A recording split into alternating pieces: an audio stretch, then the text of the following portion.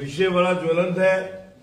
मित्रों, आप सबको पता है कि पिछले तकरीबन 22-23 सालों से जम्मू को एक दीमक ने गिरफ्त किया हुआ है।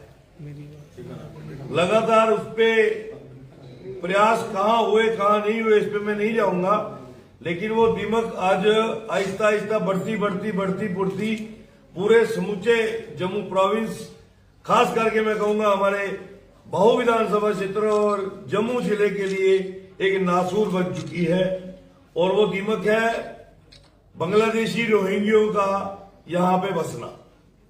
अब किस ट्रीटी के तहत लाए गए, कौन सी सोच थी? उस वक्त तो यही लगा कि शायद जम्मू के डेमोग्राफिक सेटअप को बिगाड़ने के लिए, यहां के एक भौगोलिक स्थिति को भी चेंज करने के लिए शायद कुछ हुक्मरानों ने कुछ लोगों को लाया होगा, कुछ परिवारों को लाया होगा। लेकिन आज कुछ परिवार जो है वो हजारों की तादाद में हो गए हैं और जनसंख्या जो है वो लाखों की तादाद में हो गई है। शायद जिनका कई बांग्लादेशी रोहिंग्यों के बच्चों का जन्म भी जम्मू में हुआ है और उन्होंने उसका फायदा लेते हुए बच्चों को स्कूलों में दाखिल भी करवा दिया। कई स्कूलों में वो पढ़ भी रहे हैं। बदकिस्मती है कि गैर हिंदुस्तानी का हिंदुस्तान के किसी भी कोने में रहना और खास करके जम्मू कश्मीर में, और उसमें भी फिर जम्मू में इस तरीके से पनपना और फैलना जो है वो जम्मू की डेमोग्राफी को डैमेज करने के लिए और जम्मू के सिक्योरिटी सिनेरियो को थ्रेट करने के लिए मुझे लगता है कि वो काफी बड़ा एक रोल निभा रहा है। हमने लगातार इस पे कार्रवाइयां भी की, हमने इस पे प्रोटेस्ट भी किए, हमें जम्मू बचाओ आंदोलन भी बनाया, उसको लेके हम सड़कों पे भी बहुत बार उतरे। कई बार इन पे कार्रवाई भी हुई, कई लोगों को गिरफ्तार करके हीरानगर जेल में डाला हुआ है, वहां भी वो फल फूल रहे। इनको जेल में डालने की जरूरत नहीं है, इनको पकड़ के धरपकड़ करके बॉर्डर पे जाके छोड़ने की आवश्यकता है कि जहां से आए हो वहां वापस चले जाओ। सबसे बड़ी बात यह है कि बसें तो है, लेकिन बसें कहां है? किनके प्लाटों में इन्होंने झुग्गियां बनाई हैं, किनके इशारे पे बनाई हैं? इसकी जब हमने तहकीकात की तो बड़ी पिक्चर क्लियर हुई कि जम्मू के अनेक ऐसे परिवार हैं, वो किसी भी जात समुदाय से हो, अधिकतम ने सरकारी जमीनों पे कब्जा करके इनको झुग्गियां बना के दी हुई हैं और उन झुग्गियों का इनसे किराया लिया जाता है। लेकिन बदकिस्मती उन झुग्गियों के अंदर जो बिजली और पानी सप्लाई हो रहा है वो हमारे जम्मू के लोगों के कोटे का बिजली और पानी है। मेरी कॉन्स्टिट्यूंसी के लोगों के हिस्से की बिजली है, उनके हिस्से का पानी है, जो गैर कानूनी तरीके से इनको जा रहा है। मैं एडमिनिस्ट्रेशन को सख्ती से ये कहना चाहता हूं कि बतौर विधायक बहु विधानसभा क्षेत्र मैं नहीं चाहता हूं कि यहां पर ये ज्यादा देर और रहे।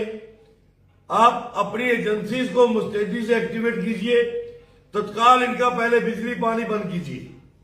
जब बिजली पानी बंद होगा तो ये यहां से मूव करेंगे, जब यहां से मूव करेंगे तो कहां जाते हैं उसको चैनलाइज करने की जरूरत है। फिर यह भी देखना पड़ेगा कि कौन से लोग इनको शेल्टर करते हैं, क्या एडमिनिस्ट्रेशन में है, क्या कोई सिविल सोसाइटी में है। और मुझे लगता है कि इन बांग्लादेशी रोहिंग्यों से ज्यादा कल्प्रिट, ज्यादा जम्मू का दुश्मन वो है जिसने अपने प्लाटों में इनको बिठाया हुआ है। मैं डिवकॉम जम्मू, डीसी जम्मू और हमारे एसडीएम साउथ जिनके अधीन मेरी बहु विधानसभा क्षेत्र आती है, उनसे सख्ती से निवेदन करता हूं कि तत्काल इन प्लाटों की रैकी करके उन प्लाटों को सील करिए, उसका रेवेन्यू रिकॉर्ड निकलवाइए कि वो प्लाट सरकारी है या मालकी है। अगर मालकी है तो अगर वो किराया लेता है तो वो टैक्स कितना भरता है। अगर इनसे किराया लिया जा रहा है तो मुझे यहां तक बताया गया कि एक एक परिवार जो है जिन्होंने इनको बसाया हुआ है वो 3 से 4 लाख रुपए महीना किराया इकट्ठा करता है। जिसकी 4 लाख 3 लाख रुपए महीने की इनकम हो वो बिजली पानी का किराया भी ना दे, और टैक्स भी ना भरे, तो ये तो मुझे लगता है कि अनारकी से इससे बड़ा सबूत और क्या हो सकता है। अब जब हमने जम्मू बचाओ आंदोलन बनाया था, हमने इनकी झुग्गियों में बहुत बार खुद भी सर्च किया, इनकी बस्तियों में मैं खुद गया हमारे लोकल वॉलंटियर्स को लेकर। आप हैरान होंगे इनके घरों से हमें क्या मिला। आधार कार्ड, जम्मू में इनके आधार कार्ड बनाने वाले भी सियासतदान थे। सब जानते हैं कि 2002 से लेके 2014 तक यहां पर कौन विधायक था। इनके राशन कार्ड बनाने का भी उन्होंने प्रयास किया। ये मैडम कोई मरियम है, बाप का नाम है डूडू मियां, नरवाल करियानी तालाब, एड्रेस वही दिया है और पता कोई नहीं है। और ये ओरिजिनल आधार कार्ड है जो मैंने उसके घर से निकाला था। और कितनों की ऐसी फोटोकॉपीज थी जो हमने उस वक्त भी एडमिनिस्ट्रेशन को दी कि अगर इनके आधार कार्ड बने हैं तो फिर इनका और क्या कुछ बना होगा, इसकी पड़ताल कौन करेगा।